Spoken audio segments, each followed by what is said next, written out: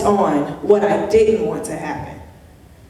I figured if I focused on what I didn't want to happen, it made me go fast, but I didn't go far. I didn't go strategic. So now, Nicole, what do you want to happen? Focus on what you want to happen.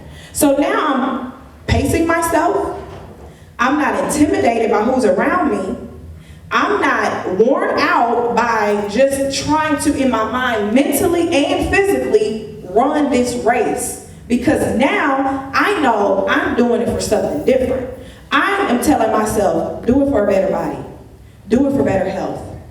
Do it so you can build your stamina. Do it for longevity. Do it, and as I'm going, I wipe everybody else out. I didn't care.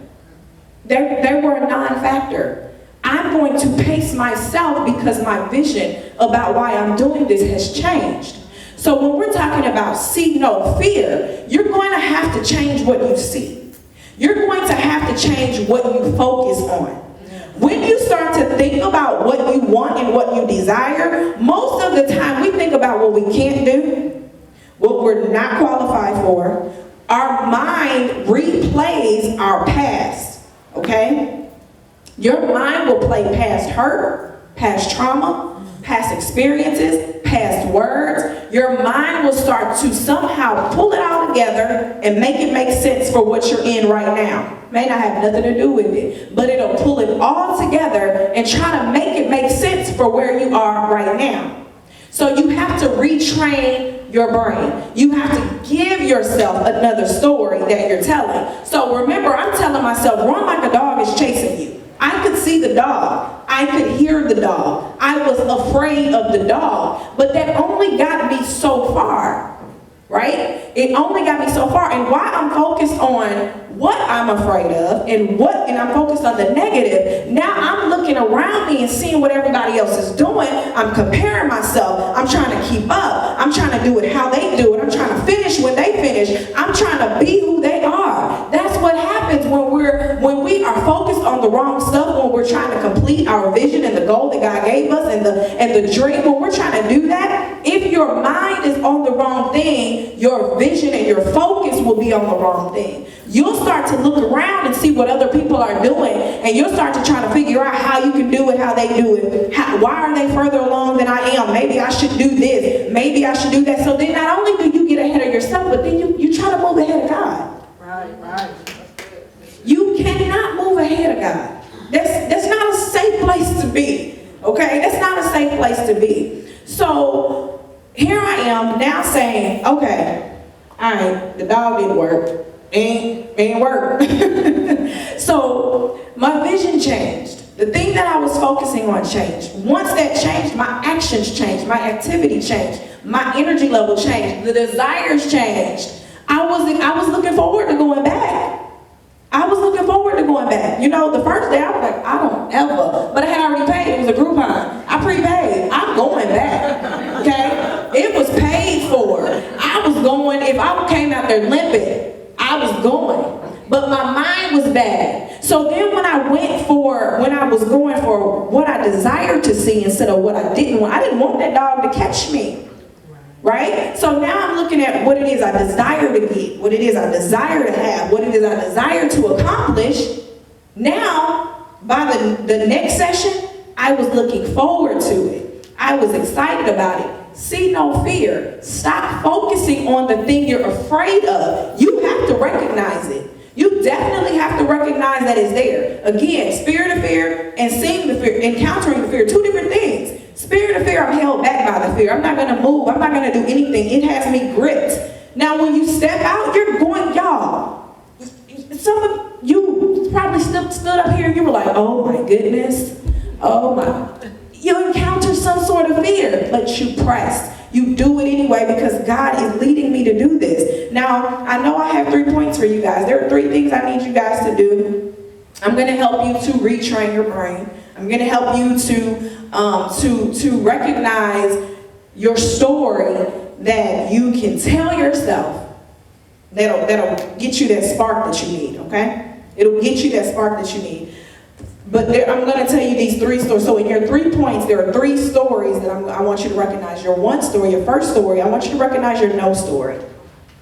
Your no story, N-O, no story. This is going to be the thing that you're continuing to tell yourself, kind of like my dog story, right? But your no story, this is that thing that you're telling yourself about when you say, no, I ain't doing that. I can't do that. That's too big for me. That this is what a no story might sound like for some people. I've never done that before.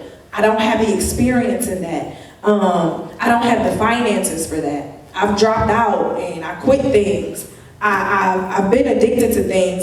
Your no story, everybody's might look different. Some of ours are similar, but we have different no's. Your no story. What is the story that automatically pops to your mind or that you continue to replay that stops you? You won't move. You won't budge. Some of you guys God has dropped books in your spirit. God has shown you visions and businesses and mentor groups, and He's shown you this stuff, and somebody is telling themselves a no story and they haven't moved on it. What is that story?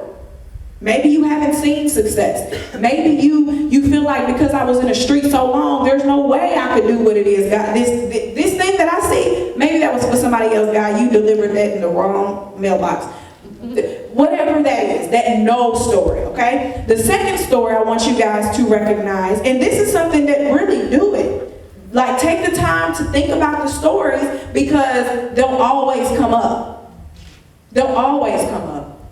The life you've already lived, you lived it. So it's already a part of your memory. It's already a part of your mind. It's going to come up. But when you recognize it, you don't have to take time to play back and forth with it. You don't have time to negotiate with it. You won't waste the time pondering and saying, oh my God, what is this? What happened? You're going to automatically know. That's the no story. Get on up out of my head. Let me tell myself, greater is He that is in me. Let me tell myself I'm above and not beneath. So you have to recognize these stories. The second story is your slow story. Your slow story. This is on the lines of your no story, but your slow story is the story that you're gonna do a little bit, but you're not gonna do so much. You might take a step when you should take 5. You just keep going. You're going to take 1. You're going to stop. And you're going to think about it. You're going to talk yourself out of it. Again, everybody's no story and slow story is different. Your slow might be my no, right? Some things that money don't bother me. When it comes to funding, stuff like that doesn't bother me. But it'll make me go slow because, of course, you can't really move in certain areas, but it doesn't bother me. Now, money for some people is intimidating and they just stop. They won't do anything. They won't push past so everybody's is different. So what's your slow story might be my no story. And the opposite. But you have to find out what your slow story is. That thing that causes you to procrastinate. Okay? And here's the thing to remember. A part of your slow story could be really a part of your life, right? So you could be saying, I know God is telling me to do this, but I have children that are always running and I have to get them to, X, Y, and Z. God knows you got them kids. God knows that. But we want to use that as the excuse as to why we're not. And I tell you, reason and excuse, there's a fine line between reason and excuse. Okay? Very fine line. Most of the things we think are reasons for not doing a thing are really excuses. They're not really reasons. It's an excuse as to, I just don't think I could do this, or I'm afraid, or whatever. So your slow story, recognize what your slow story is. Because this one it might be a little more dangerous to me than your no story, because your no story, you just ain't gonna do nothing.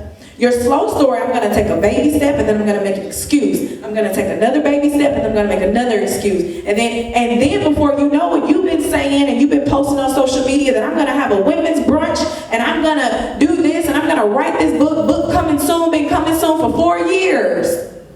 By the time the book come out, it should have been a sequel and it should have been a movie. Right. So we're talking about what it should, but it's the slow story. So now you start to look like you don't have credibility. Your word ain't good no more because you keep saying what you're going to do, but because of this story that you keep telling yourself, you're slowing yourself down. No story. This is when you stop. Slow story. This is when you slow down, you procrastinate. The last story, the most important story, is your go story. G-O.